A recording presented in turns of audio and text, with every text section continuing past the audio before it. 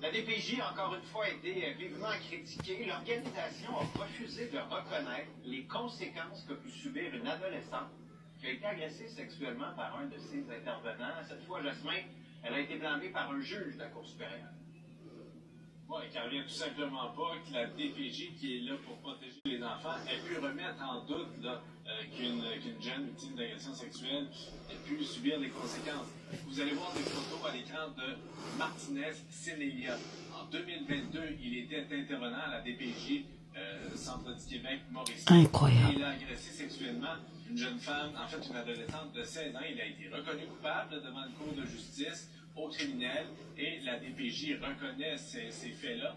Par contre, n'a pas voulu reconnaître les impacts sur la sécurité et le développement de l'adolescente. Elle a porté un premier jugement en Cour du Québec en appel et la juge là, de la Cour supérieure qui a revu ça a dit, écoutez, vous êtes complètement dans le champ. On va lire un passage de son extrait, de son jugement, pardon. Le tribunal comprend difficilement la position de la DPJ à cet égard. Comment peut-elle admettre la situation d'agression sexuelle dont a été victime l'enfant par une personne qui est sous son joug, en se pointant à la cour pour lui nier toute l'assistance que les répercussions de ce terrible événement auront sur sa qualité de vie.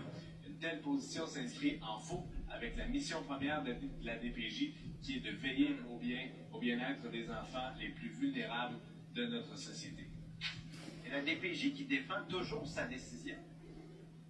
Ben oui, c'est la DPJ de l'Estrie qui a mené ce dossier-là par souci d'impartialité. Et ce qu'on dit, c'est que c'est pas parce qu'on porte ce dossier-là en appel qu'on ne reconnaît pas les faits, c'est une question de droit. Et on dit que peu importe la décision, on va apporter le soutien nécessaire à l'enfant.